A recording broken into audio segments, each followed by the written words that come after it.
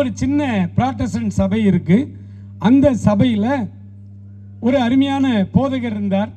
அவர் இந்த செய்தியை கேள்விப்பட்டு இந்த பிரசங்கியாரை போய் பார்க்கணும்னு சொல்லிட்டு நேராக மூடி பிரசங்கியாரை பார்க்க போனார்.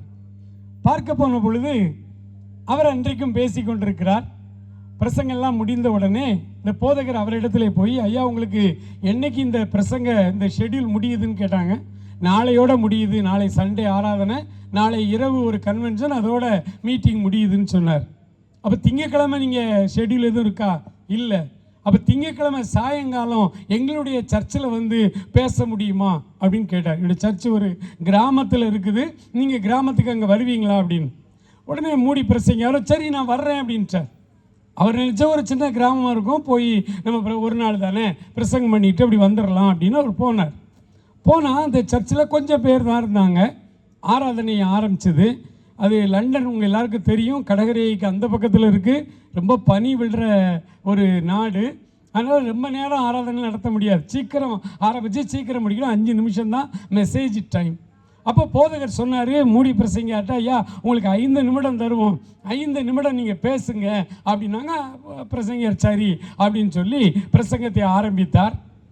யோவான் 3:16 எடுத்து அவர் வாசித்து, தேவன் தம்முடைய ஒரே பேரான குமாரனை விசுவாசிக்கிறவன் எவனோ அவன் கெட்டு போகாமல் நித்திய ஜீவனை அடையும்படி அவரை தந்தருளி இவ்வளவாய் உலகத்தில் அன்பு கூர்ந்தார் என்று அந்த வசனத்தை சொல்லி அதிலிருந்து பேச ஆரம்பித்தார். 4 நிமிடங்கள் ஆகிவிட்டது. அந்த சபை மக்கள் எல்லாம் அப்படி பின்ட்ராப் சைலண்டாக அப்படியே இந்த பிரசங்கத்தை லயித்து போய் கேட்டுக்கொண்டிருந்தார்கள். 4 நிமிடம் ஆகிட்டு 1 நிமிஷம் இருக்குது. ஆகவே அவர் கன்க்ளூஷனுக்கு வர்றார், மெசேஜை முடிக்கணுமே அப்படின்னு சொல்லி 5வது நிமிடம் அவர் கன்க்ளூட் பண்ண அப்படி வந்து கொண்டிருக்கும் பொழுது ஒரு சீட்டு அந்த போதகர் கொடுத்தார். Can you speak another 5 minutes அப்படின்னு. உடனே அந்த சீட்டை வாங்கிட்டு தொடர்ந்து பேச ஆரம்பித்தார். இப்போ 9 நிமிடம் ஆயிட்டு.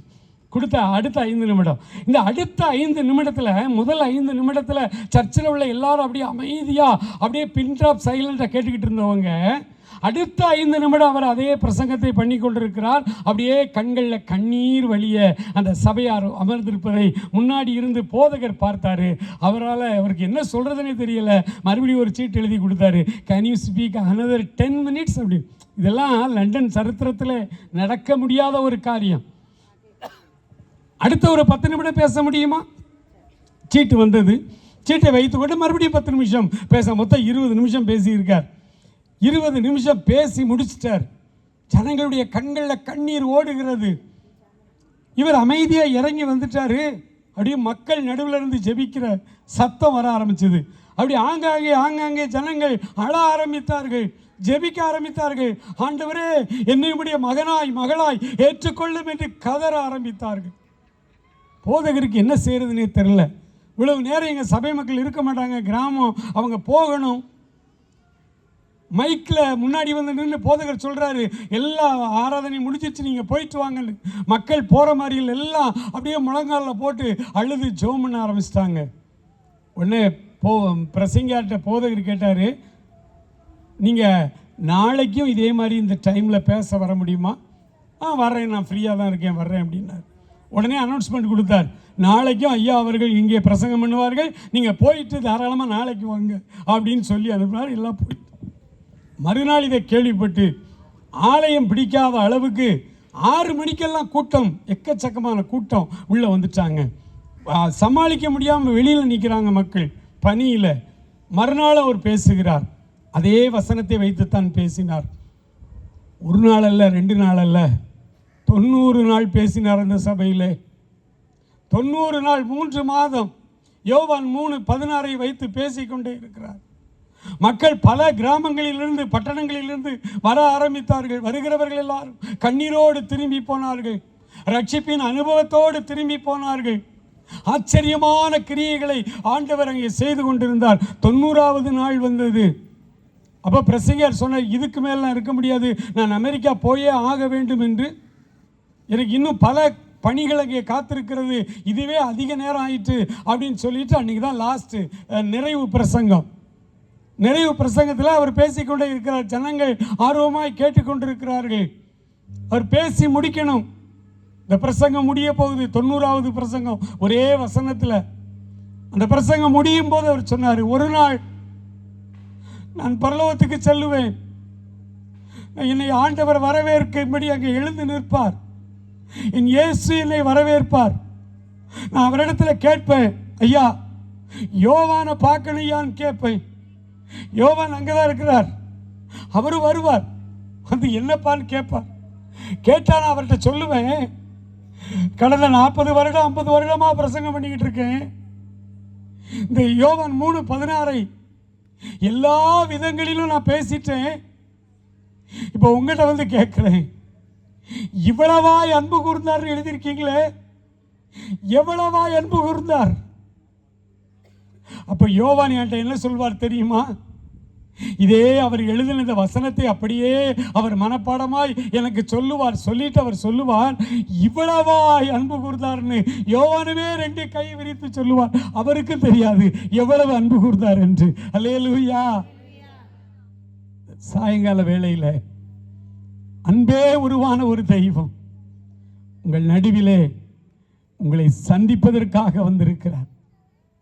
பல நாட்களாய் இந்த கூட்டங்களுக்காக ஜெபித்து ஆண்டவருடைய சமூகத்தில் என்னுடைய நினைவு வரும்பொழுதெல்லாம் ஆண்டவருடைய சமூகத்தில், ஆண்டவரே நான் ஜெபிக்கணும், ஆண்டவரே நான் என்ன வார்த்தையை பேசணும்னு சொல்லி ஆண்டவரத்தில் ஜெபித்து பல காரியங்களை ஆயத்தப்படுத்தி கொண்டே இருக்கிறேன். இன்று வருவதற்கு காரை எடுத்துக்கொண்டு வெளியில் வந்து, நானும் என்னுடைய மனைவி மனிதனுடைய மகன் இல்லை, நாங்கள் 2 பேர் தான் வரணும், நான் தான் டிரைவ் பண்ணணும். காரை வெளியில் எடுத்து ஒரு ஜெபம் பண்ணுவோம் இல்லையா, கிறிஸ்தவர்கள் ஒரு இடத்த விட்டு இன்னொரு ஊருக்கு போகும்போது ஒரு சின்ன ஜெபம் பண்ணுவோம் பார்த்தீங்களா, அதே மாதிரி நானும் ஒரு சின்ன ஜெபம் பண்ணேன். ஆண்டவரே 4 மாவடி போகிறேன், ஆண்டவரே சண்டே கிளாஸ் டைரக்டர்ஸ் எல்லாம் பார்க்க போகிறேன், அவர்கள்ட்ட முதல்ல நான் சந்தியாவில் அவர்களுக்கு உங்களுடைய வார்த்தையை சொல்லணும் ஆண்டவரேன்னு சொல்லி 1 நிமிடம் வழக்கமாக ஜெபம் பண்ணுறது. வண்டி ஆசீர்வதியும் பிரசன்னத்தால் இது எல்லாரும் வழக்கமாக ஜெபிக்கிற மாதிரி தான் நான் ஜெபம் பண்ணேன். ஆனால் ஜெபம் பண்ண அந்த ஃப்ராக்ஷன் ஆஃப் செகண்ட் ஆண்டவருடைய சிலுவை காட்சி என்னால் பார்க்க முடிந்தது. ரத்தம் சொட்ட சொட்ட வந்து நின்றார். 1985 ஆண்டு ஜனவரி மாதம் 2ஆம் தேதி நான் ஆண்டவரை ஏற்றுக்கொண்டேன்.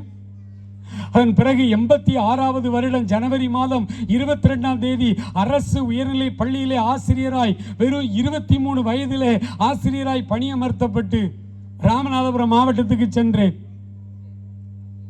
அந்த முதல் என்னுடைய பணியிலே பெரிய பிரச்சனை வந்தது. வகுப்பிலே பாடம் நடத்தி கொண்டிருக்கும் பொழுதே ஒரு பிள்ளைக்கு பேய் பிடிச்சி அப்படியே வகுப்பில் ஆட ஆரம்பிச்சிட்டு, நான் என்ன செய்ய, நான் ஆண்டவருடைய ஊழியக்காரன், ஆண்டவருடைய வேலையை செய்யும்படி அழைக்கப்பட்டவன். நான் அங்கே வகுப்பில் பாடம் நடத்தி கொண்டிருக்கிறேன். அந்த பிள்ளைக்கு பேய் பிடிச்சு ஆடுது. உடனே பாடத்தை நிறுத்திவிட்டு மற்ற பிள்ளைகளை தள்ளி போங்கப்பா அப்படின்னு எல்லாத்தையும் தள்ளி போக சொல்லிட்டு அந்த பிள்ளைக்காக ஏசப்பா பேரை சொல்லி, அங்கே வந்து சர்ச்சே இல்லாத ஊர், கிறிஸ்தவர்களே இல்லாத ஒரு ஏரியா, பாண்டுகுடி என்ற கிராமம். நீங்கள் இப்போ கூட விசாரிக்கலாம், இப்பவும் அங்கே சர்ச் இல்லை. பாண்டுகுடி என்கிற ஒரு சின்ன கிராமம் திருவாடனை தாலுகாவில் இருக்கு. நான் அந்த பிள்ளைக்காய் ஜெபம் பண்ண அடுத்த வினாடி கர்த்தர் அந்த பிள்ளைய பரிபூர்ணமாய் சுகமாக்கினார்.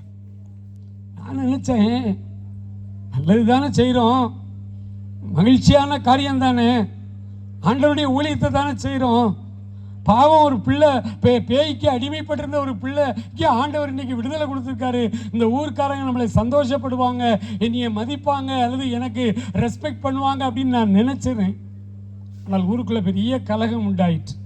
திருநெல்வேலியிலிருந்து ஒரு வாத்தியார் வந்திருக்காராம், மதத்தை பரப்புகிறார். இப்போ 86 ஜனவரியில் மதத்தை பரப்புகிறார் என்று ஒரு பெரிய பிரச்சனையை உருவாக்கி அந்த கிராமத்தில் எனக்கு விரோதமாய் பெரிய பிரச்சனை. பள்ளிக்கூடத்தை இழுத்து மூடி விட்டார்கள். ஊரில் இருந்து அன்று இரவு அதே ஊரில் தான் நான் தங்கி இருக்கிறேன். முழங்கால் படியிட்டு நான் ஜெபித்து கொண்டிருந்த பொழுது எனக்கு முதல் தரிசனம் அதுதான். ரத்தம் சொட்ட சொட்ட இயேசுநாதர் உள்ளே வந்தார். உள்ளே வந்து என் தலையிலே கை வைத்து ஜெபித்து அவர் என்னுடைய அழைப்பை உறுதிப்படுத்தினார். நீ பயப்படாதே என்று. ஏன்னா நான் ரொம்ப பயந்துட்டு இருந்தேன். அந்த வயதில் ஊர் எதிர்ப்பை என்னால் எப்படி சமாளிக்க முடியும் என்று. நீ பயப்படாதே என்று சொன்னார். அதே இயேசு கிறிஸ்துவினுடைய ரத்தம் சொட்ட சொட்ட சிலுவை சுமந்த அந்த காட்சி இன்று நான் புறப்படும் பொழுது ஆண்டவர் எனக்கு காண்பித்தார். மறுமொழியிலெல்லாம் என்னோடு பேசிக்கொண்டே வந்தார். எனக்கு அன்பானவர்களே, உங்களை சந்திக்கும்படி அன்பே உருவான ஒரு தெய்வம் உங்கள் நடுவிலே வந்து நிற்கிறார். உங்களில் அநேகரோடு ஆண்டவருக்கு ஏற்கனவே தொடர்பு இருக்கிறது. உங்களில் அநேகர் ஏற்கனவே ஆண்டவருடைய அன்பை விளங்கி கொண்டவர்கள், புரிந்து கொண்டவர்கள், ஏற்றுக்கொண்டவர்கள், பாவ மன்னிப்பின் நிச்சயத்தை பெற்ற சிலர் இங்கே இருக்கிறீர்கள். ஆனால் எல்லாரும் அல்ல. ஆண்டவருடைய தொடுதலுக்காக ஆண்டவர் தன் அன்பை வெளிப்படுத்த உங்கள் நடுவிலே அவர் வந்து நிற்கிறார். அவர் வந்து நிற்கிறார். மகனே, மகளே, உனக்காக நான் மரித்தேனே, நீ என்ன செய்ய போகிறாய்? நீ என்ன செய்ய போகிறாய்? ஆண்டவருடைய வார்த்தை சொல்லுகிறது. லூக்கா 22:32 அவர் சொன்னார், நீ குணப்பட்ட பின்பு உன் சகோதரனை போய் ஸ்திரப்படுத்து.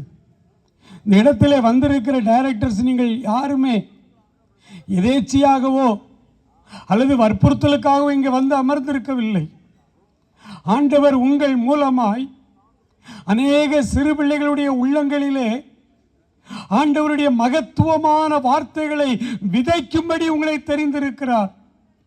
இந்த நாள் காலையிலிருந்து இந்நேரம் வரையும் அந்த பிள்ளைகளுக்கு எப்படி பாடல் சொல்லிக் கொடுக்க வேண்டும், எப்படி ஆக்ஷன் சொல்லிக் கொடுக்க வேண்டும், எப்படி கதைகளை சொல்ல வேண்டும் என்று இந்த நாள் முழுவதும் ட்ரைனிங் எடுத்திருக்கிறீங்க.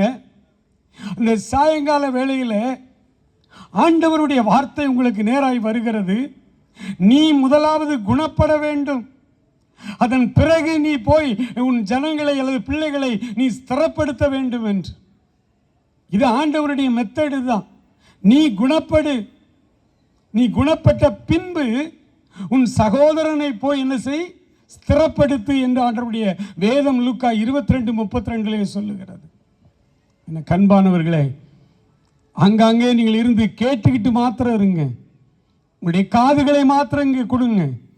ஆண்டவருடைய வார்த்தைகள் உங்களுக்குள்ளே வந்து கொண்டிருக்கும் பொழுது ஆண்டவர் உங்களில் அநேகரை இந்த ராத்திரியிலே தொட விரும்புகிறார்.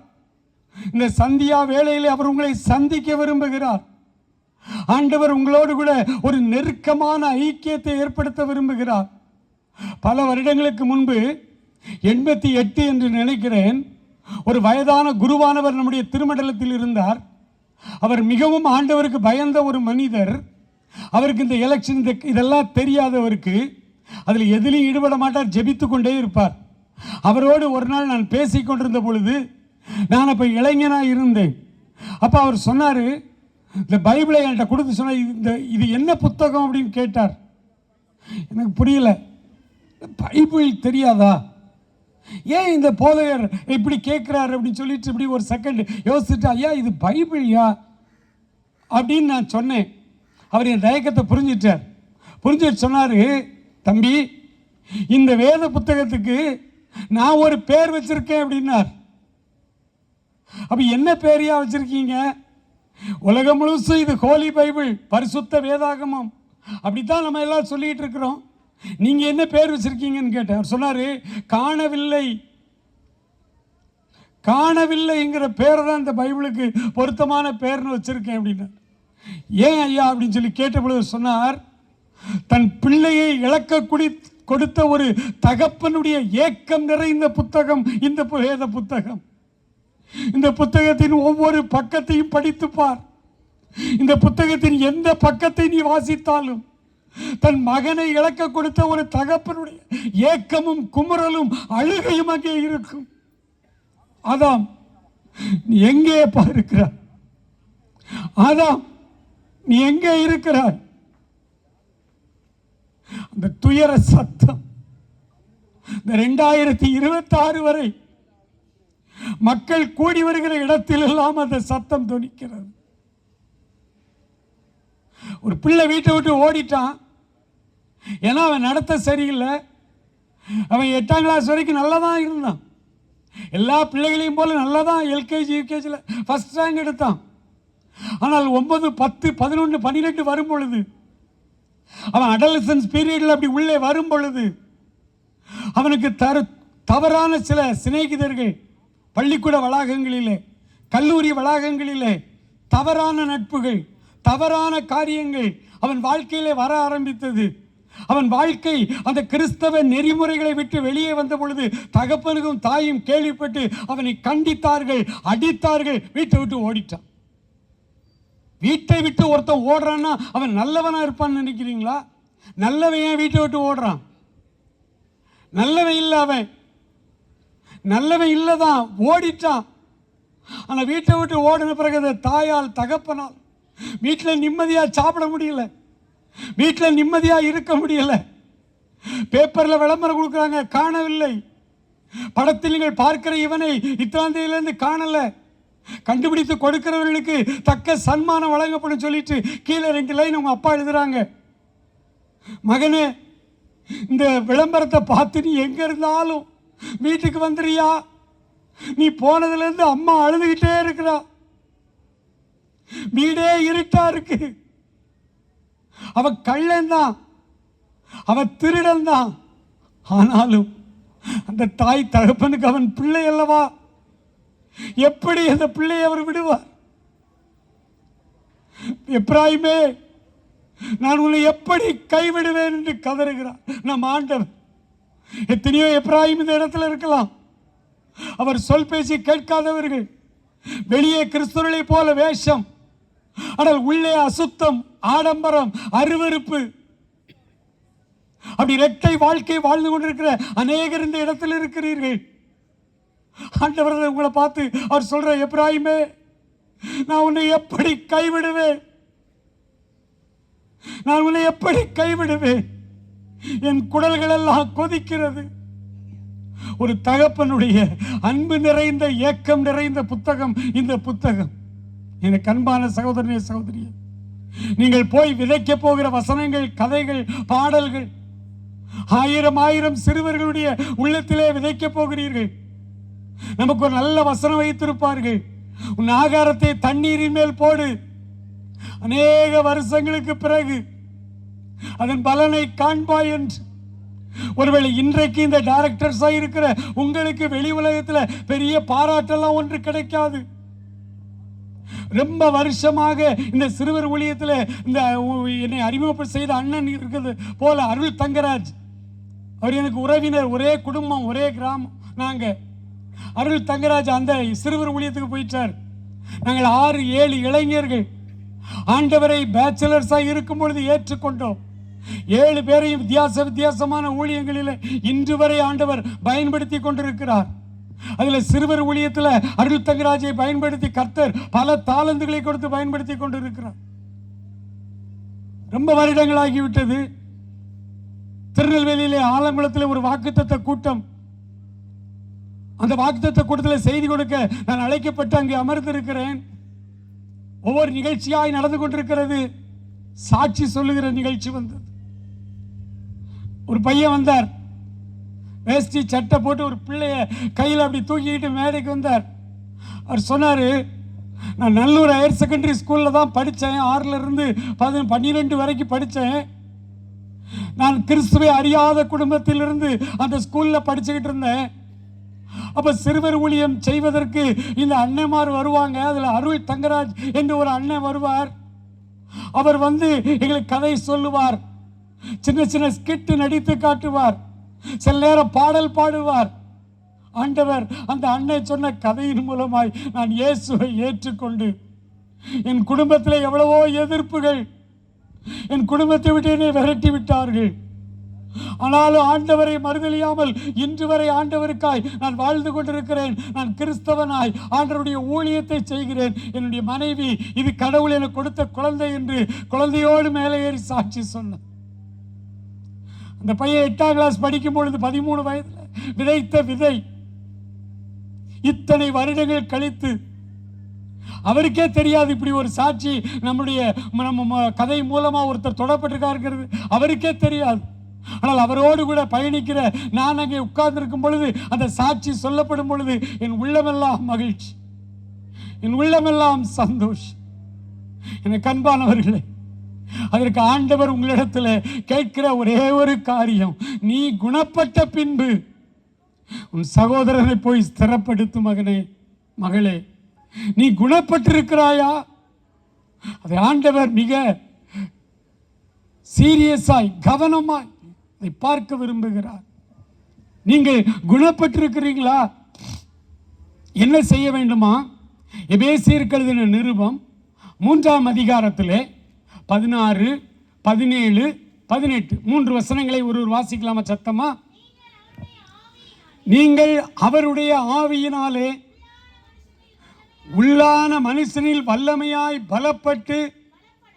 பலப்படவும் விசுவாசத்தினாலே கிறிஸ்து உங்களில் இருதயங்களில் வாசமாயிருக்கவும் நீங்கள் அன்பிலே வேரூன்றி நிலை பெற்றவர்களாகி அகலமும் நீளமும் ஆழமும் உயரமும் இன்னதென்று உணர்ந்து அறிவு கெட்டாத அன்னை அறிந்து கொள்ள வல்லவர்களாகவும் நிறையப்படவும்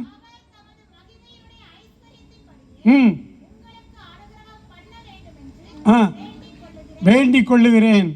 ஆண்டவர் இந்த இடத்துல சொல்லுகிற காரியம், இந்த இடத்துல அமர்ந்திருக்கிற உங்கள் ஒவ்வொருவருக்காகவும் உங்களுடைய இருதயத்தை நோக்கி இன்னும் கொஞ்சம் கிட்ட வந்து அவர் சொல்றாரு, உனக்குள்ளே நீ உன்னுடைய விசுவாசத்தினாலே கிறிஸ்து உனக்குள் வாசம் பண்ண விரும்புகிறார். அல்லேலூயா, அல்லேலூயா, பிரைஸ் தி லார்ட். இந்த ராத்திரியிலே கிறிஸ்து உங்கள் உள்ளத்துக்குள்ளே வந்து, உங்கள் இருதயத்திற்குள்ளே வந்து அவர் உங்களை சரி செய்ய விரும்புகிறார்.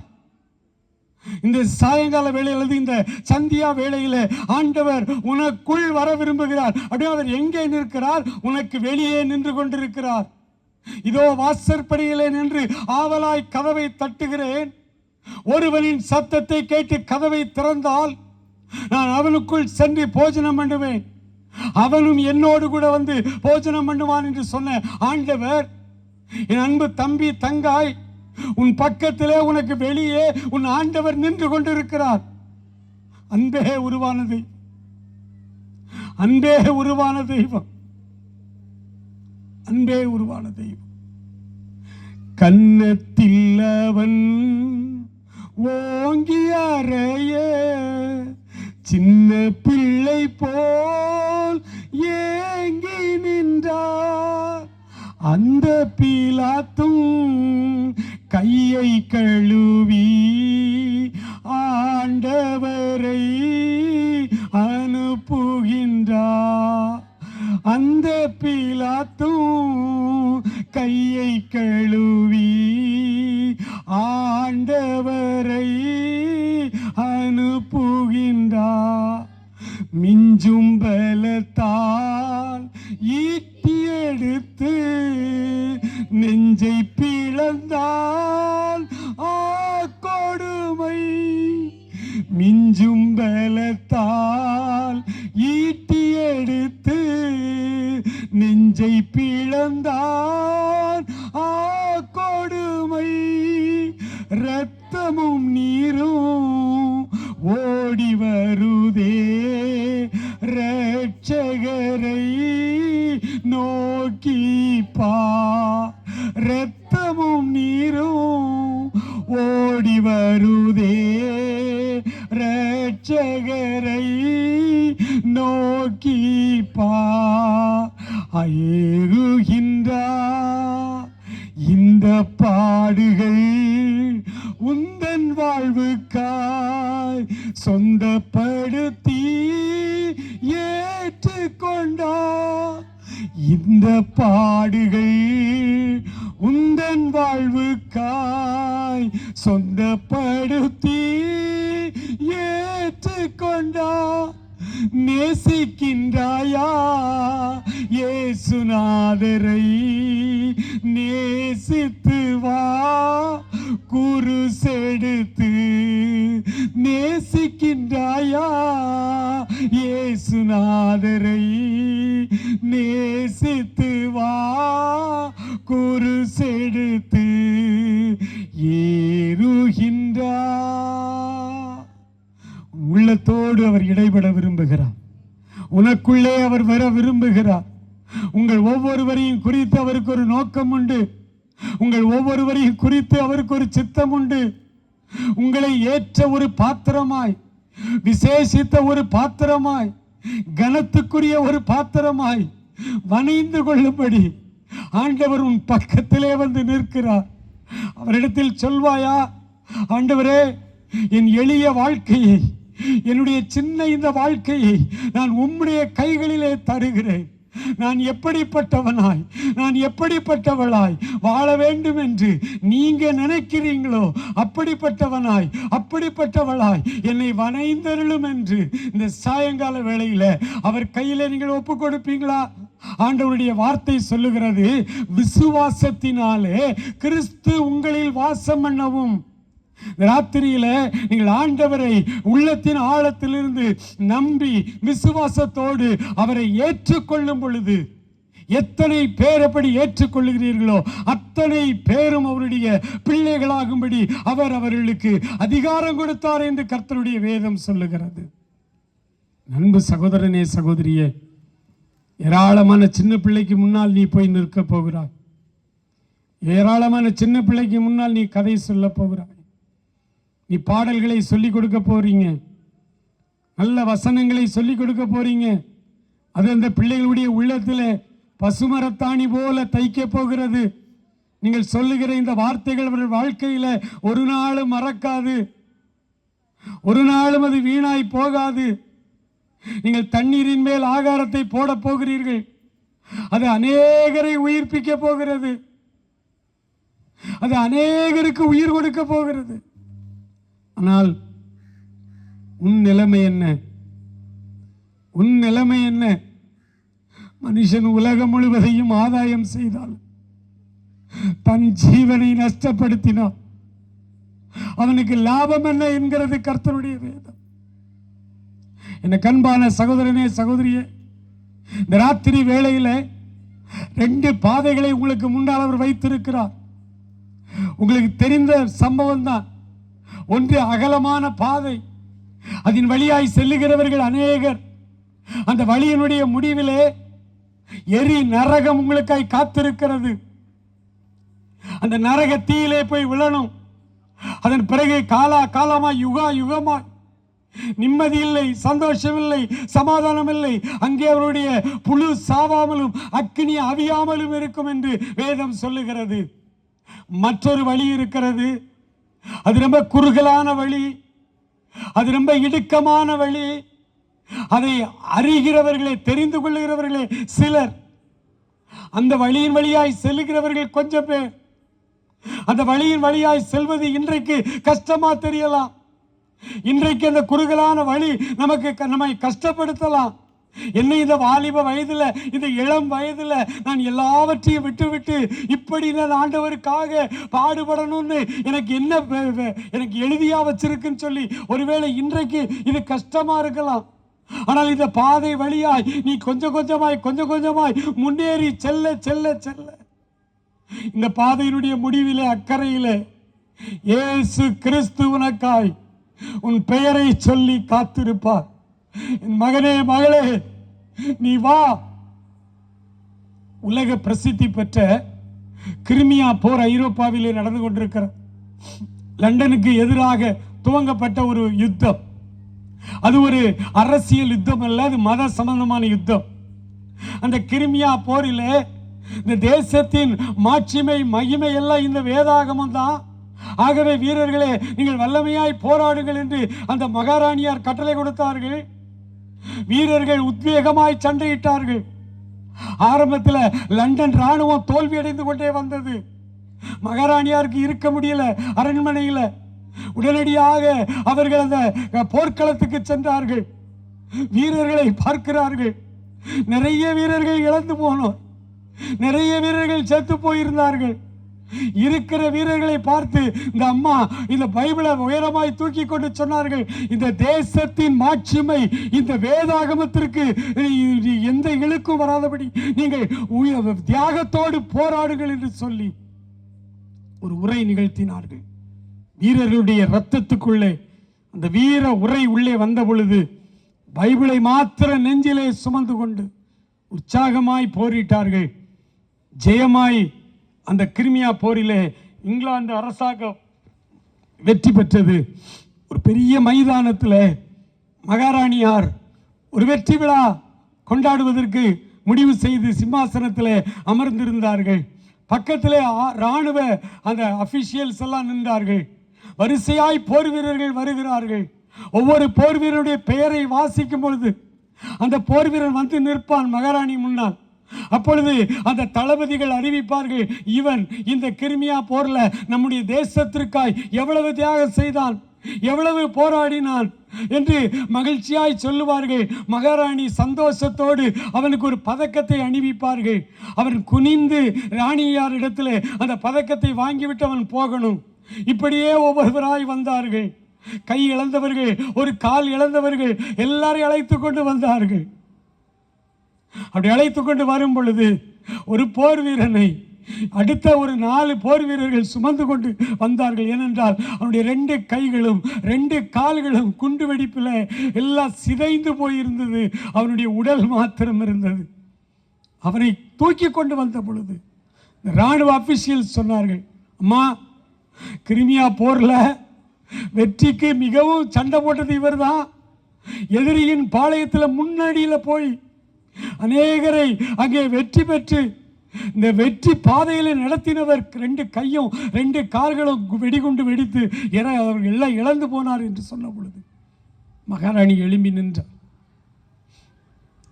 இதுவரை வந்த வீரர்களுக்கெல்லாம் அவர் அமர்ந்து கொண்டே பதக்கத்தை அணிவித்தார். மகாராணி இப்பொழுது எழுந்து நின்று அந்த வீரனுடைய நெற்றியிலே முத்தமிட்டாள். அவன் கழுத்திலே அந்த தங்க பதக்கத்தை அணிவித்தாள். அந்த வீரன் கீழே இறங்கி வந்து அவனை சுமந்து கொண்டு வருகிறார்கள். அவன் சொன்னான், எப்படி ஃபீல் பண்ற நீ அப்படி சொன்ன பொழுது, தேசத்தின் மிகப்பெரிய ராணியார், தேசத்தின் மாட்சிமை பொருந்திய ராணியார் எழுந்து நின்று என்னை வரவேற்றது போதும். எனக்கு என் வேதனையெல்லாம் போய்விட்டது, என்னுடைய வலியெல்லாம் போய்விட்டது, நான் பட்ட பாடுகள் எல்லாம் போய்விட்டது. தேசத்தின் ராணியை எழுந்து என்னை நெற்றியிலே முத்தமிட்டார்களே என்று சொல்லி அந்த இராணுவ வீரன் மகிழ்ச்சி அடைந்தான். அதே போலத்தான் என் அருமையான பிள்ளைகளே, இன்றைக்கு ஒரு சாதாரண டைரக்டராய் நீங்கள் போய் நிற்கலாம். ஆனால் இந்த ராத்திரியிலே விசுவாசத்தினாலே கிறிஸ்து உங்கள் உள்ளத்திலே அவர் பிரவேசிக்கிற ஆண்டவர் உங்களை ஒரு நாள் கைவிட மாட்டார். அவருக்காக எவ்வளவோ சிறு பிள்ளைகளை அவருக்கென்று ஆண்டவருக்கென்று நீங்கள் சந்தித்து அவர்களுக்கு சுவிசேஷத்தை விதைத்து அவர்களை உருவாக்க போகிறீர்கள். ஒரு நாள் வரும், இந்த ராஜ்யத்திலே தேவன் அமர்ந்திருப்பார். உங்கள் பெயர்கள் எல்லாம் வாசிக்கப்படும். உங்கள் பெயர்கள் வாசிக்கும் பொழுது நீங்கள் சிறு வயதிலிருந்து ஒருவேளை 12th முடித்துவிட்டு கொஞ்சம் பேர் வந்திருக்கிறீர்கள் என்று எனக்கு சொன்னார்கள். கல்லூரி படித்து முடித்த சிலர் வந்திருக்கிறார்கள் என்று சொன்னார்கள். இந்த சின்ன வயதிலேயே இவ்வளவு ஆயிரக்கணக்கான சிறுபிள்ளைகளை சந்திக்க போகிறீர்கள். அந்த நாள் வரும் பொழுது உங்கள் பெயர்கள் பரலோகத்தில் வாசிக்கும் பொழுது ஆண்டவர் எழுந்து நின்று உங்கள் நெற்றிகளிலே முத்தமிடுவார். உங்களை பார்த்து சொல்லுவார், நல்லது, உண்மை முத்தமுள்ள ஊழியக்காரனே, ஊழியக்காரியே, நீ கொஞ்சத்தில் உண்மை உள்ளவனாய் இருந்தாய், உன் எஜமானுடைய சந்தோஷத்துக்குள் வா என்று சொல்லுவார். அப்ப நீங்க பட்ட பாடுகள் எல்லாம் மாறிப்போம். இன்றைக்கு நீங்கள் ஊழியத்திற்காக படுகிற பல அவமானங்கள் அன்றைக்கு இருக்காது. உங்கள் கண்ணீரை எல்லாம் அவர் துடைப்பார். உங்கள் கண்ணீரை எல்லாம் அவர் துடைப்பார். மனுஷனாய்த்தான் இயேசு வந்தார். அவர் கடவுளாய் தேவகுமாரனாய் இருந்த போதும் அவர் மனிதனாய் மனித ரூபம் எடுத்து இந்த பூமிக்கு வந்த பொழுது சிலுவை அவரால் சுமக்க முடியாதான். இந்த பாடுகள் எல்லாம் அவரால் பட முடியாது. ஒரு மனிதனாய் அதை பட முடியாது. ஆனால் பைபிள் சொல்லுகிறது, எபிரேயரில் அவர் எழுதுகிறார், கிறிஸ்து தமக்கு முன் வைத்திருந்த அந்த சந்தோஷத்தின் பொருட்டு அவமானத்தை எண்ணாமல் அந்த சிலுவையை சகித்தார். அந்த சிலுவை மரணம் அது ஒரு மனிதனால் ஏற்றுக்கொள்ள முடியாது. ஆனால் அதை அவர் சகித்தார். காரணம் என்ன தெரியுமா? சிலுவைக்கு அப்பா ஒரு மகிழ்ச்சியான தேசம் இருக்கிறது. அங்கிருந்து தான் வந்தேன், நான் மறுபடியும் அங்க போகணுமே. அப்படியே இந்த சிலுவை நான் சுமந்துதான் ஆக வேண்டும். அவர் தமக்கு முன்பாய் வைத்திருந்த சந்தோஷத்தின் பொருட்டு கண்பான சகோதரனே சகோதரி, ராத்திரியிலே இயேசு உன் உள்ளத்துக்குள்ளே வருவாரானால் உன் வாழ்க்கை அற்புதமான ஒரு மாற்றத்தை அடையும். நம்ம எல்லாரும் அப்படி எழுந்து நிற்போமா? தேங்க்யூ. தேவ பிரசன்னம் நிறைந்த இடம் இது.